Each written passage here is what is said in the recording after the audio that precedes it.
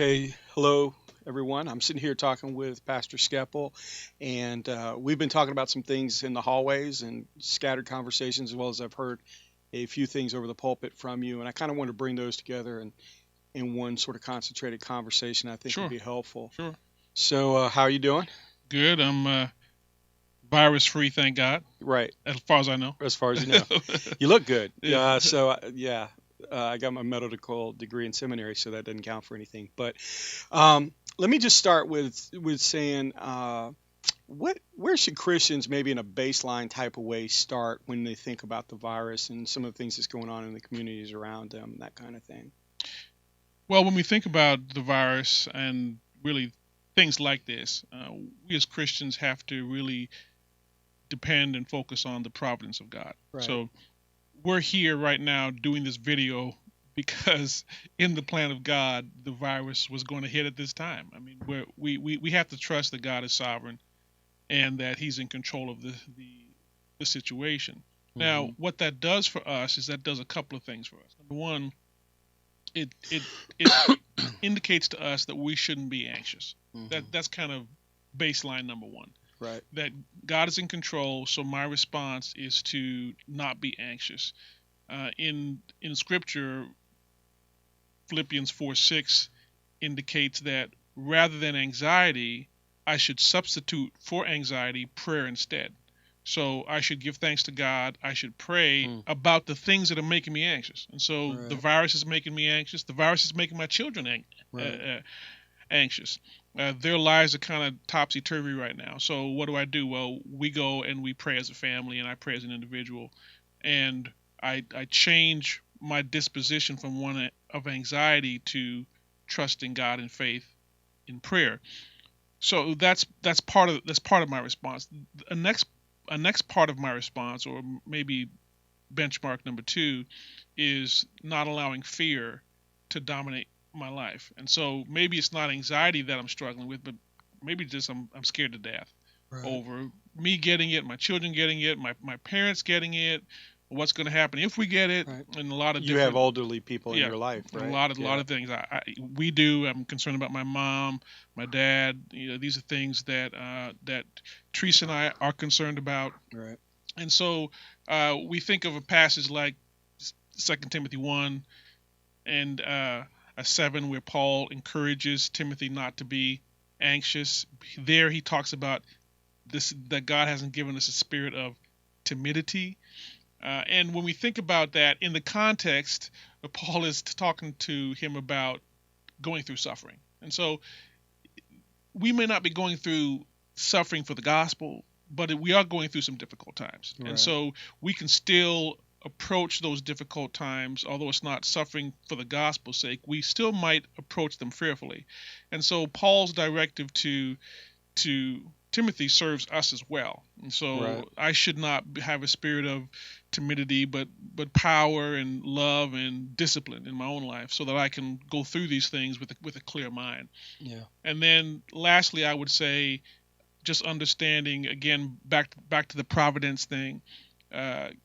God shines on the good and the evil. God reigns on the just and the unjust. And so I have to understand that as I go through this thing, some of the fallout, financial struggles, maybe somebody in my family will get sick, and hopefully get better. Right. But I may go through this in ways that I don't want to, but I have to trust that God is in control through it.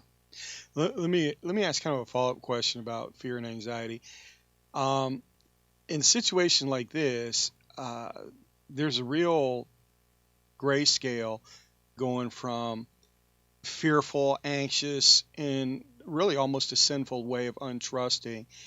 And then, I'm just kind of precautious to following instructions that are out there, a heightened sense of awareness, and that people can be anywhere on that scale. True. True. How do you sort of evaluate whether I'm way too anxious than I need to be and or not? Just precautious. Well, if I'm stockpiling toilet paper for the next 2 years, I'm over the top. Over Okay, the top. yeah, that I know I'm over the top. That's a sign. Yeah, but on a more serious note, each of us is different, and each of us respond to situations differently.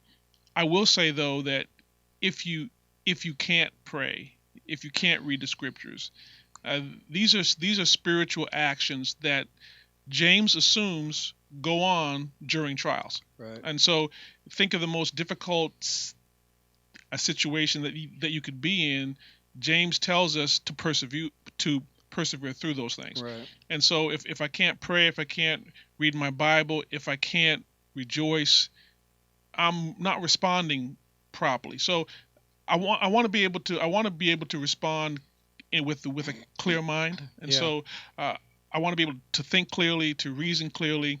But I want to so because there are some things I may need to do differently than I've Yeah. done before. Yeah. So I want to be clear-minded, but I don't want to be stuck in a rut where I'm just overreacting to Gotcha. something and not thinking clearly. Gotcha. Well, let me pivot a little bit because I know you've talked. You mentioned your family a couple times, but you're also responsible pastor over a larger family, the family of God here at Berean. And Mm-hmm. what are some of the concerns and prayers? How's that changed over the last 10 days, 2 weeks, 3 weeks, something like that? Yeah, this is a difficult time for every religious community. Every evangelical church is going through struggles, and we're no different.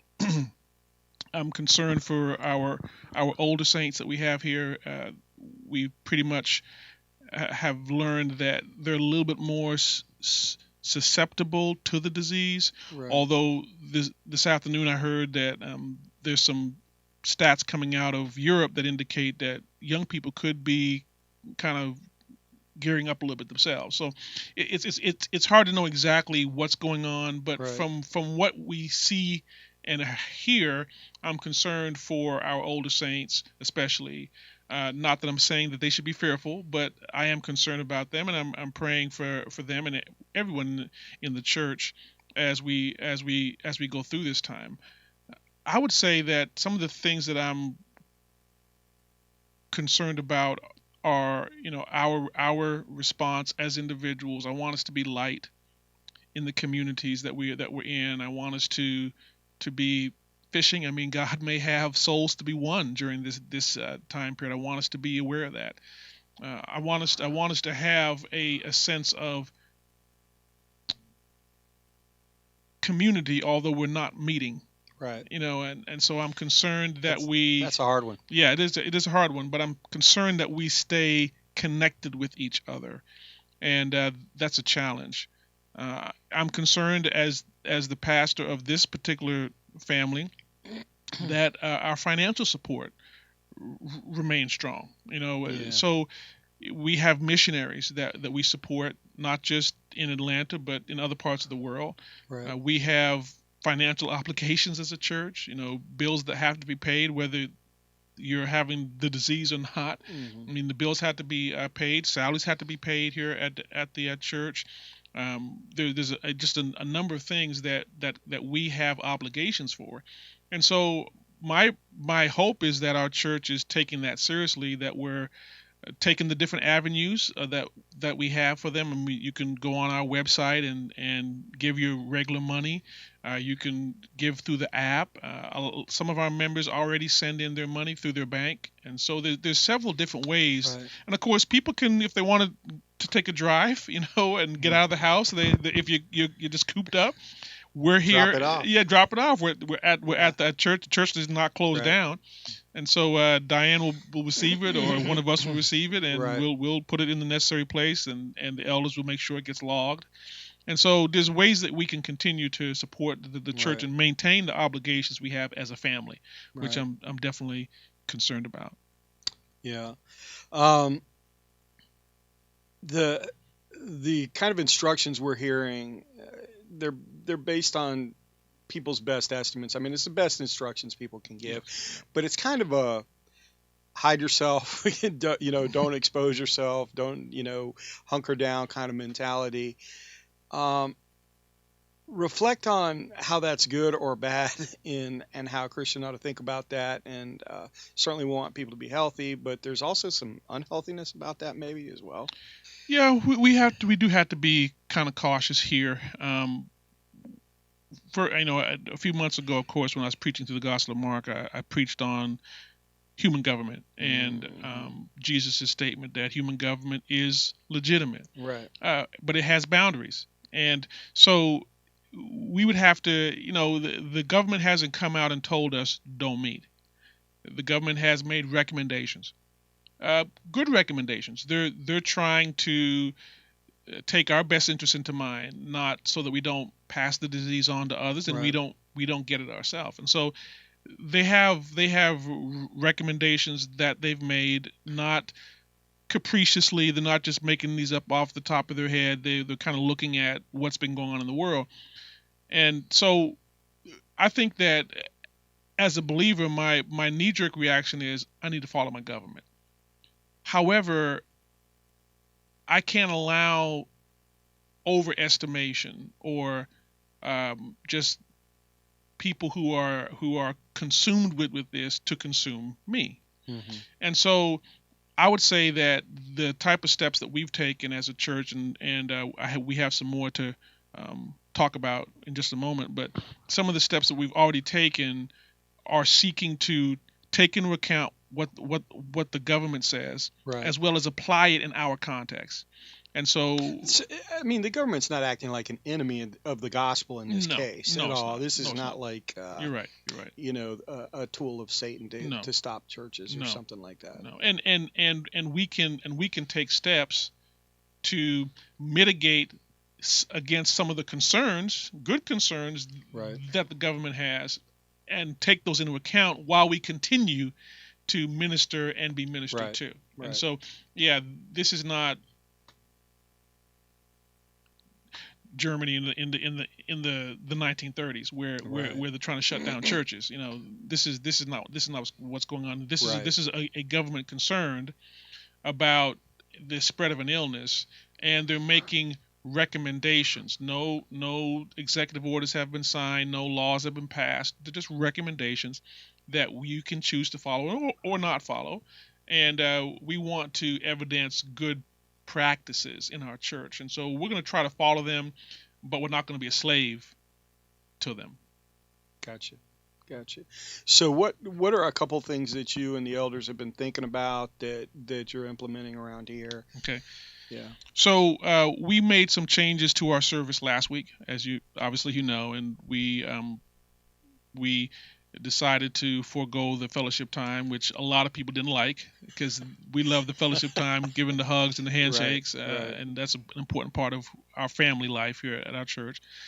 And we went with the sanitized communion elements, which people didn't like that. Some people didn't like that too much either. I know I got some spilled on me. Change is tough, man. Yeah, change is tough.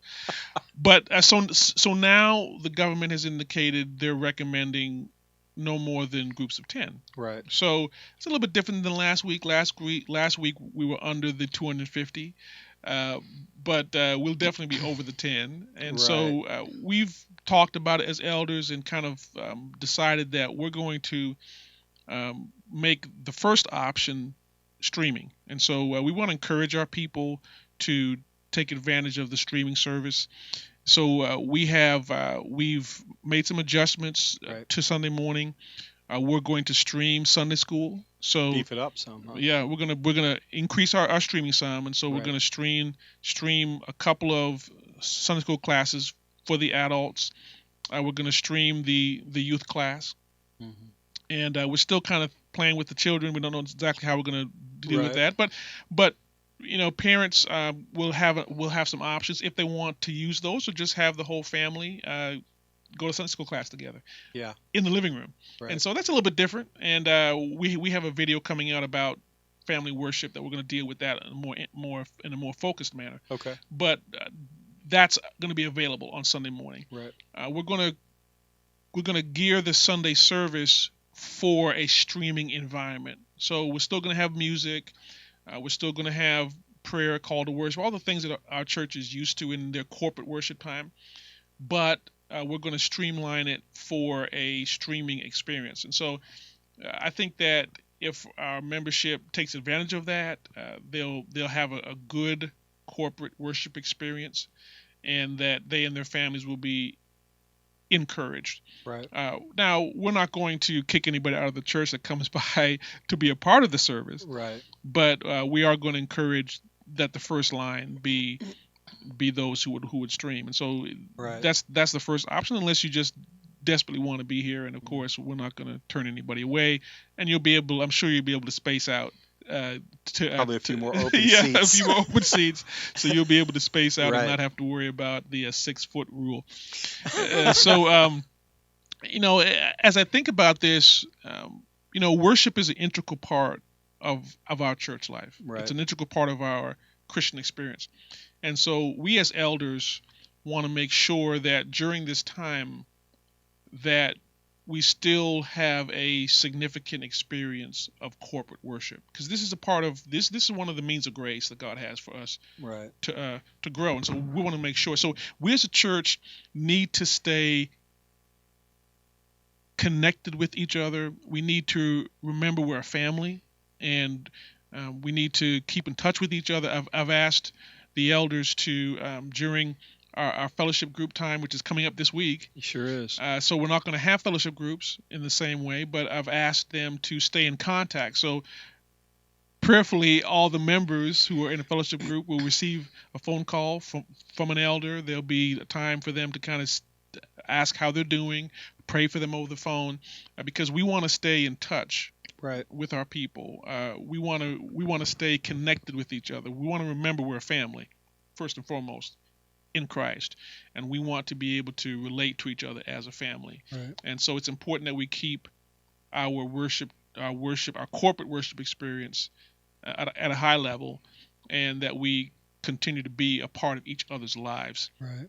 And so, it seems to me you hate to see something like this happen, but there's no better time and place in history to remain connected at a time like this. We can do it. Everybody's electronic prowess can just come out right now and be creative and still maintain contact with one another, make sure that everybody's doing well, and seeing how we can help one another. I agree with you wholeheartedly. I would just encourage each of the members to stay on our Facebook page, stay on our website.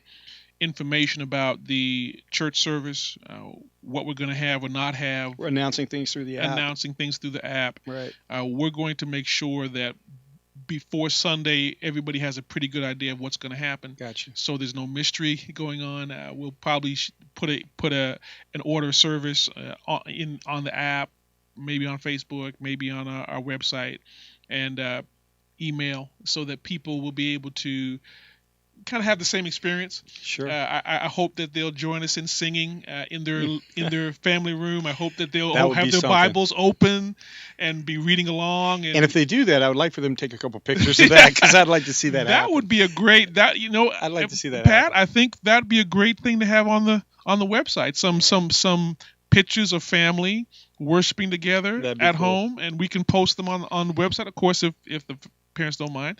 And that'll be a good way of kind of keeping us linked with each other and showing that we're still a family. Although we're not meeting in church, in a church building, we're still the church, and we can meet together with one another. And so I'm looking forward to it. I think it'd be a good opportunity for us to grow as a church, to mature as a church, to continue our walk of faith with each other as we navigate this difficult time. Right. That's good. Any that's my questions. Any last comments you want to make, or you think we've covered the waterfront there? I think so. I would just encourage our church to stay tuned. You and I are going to have a video that we're going to talk about family worship a little bit. Right. And probably throughout this virus season, we're going to kind of do a few different videos. And so I would just encourage the church to keep their eyes open for them as we, at least once a week, maybe more, talk about different things relative to our church and church life surrounding what we're going through and being absent from each other. Very good. I noticed you didn't touch your face once during the whole Didn't touch interview. my face Very good. once. I Very want good. to, but I didn't. I did anyways. It's just irritating me. It's Yeah. natural. Good. Thanks. All right.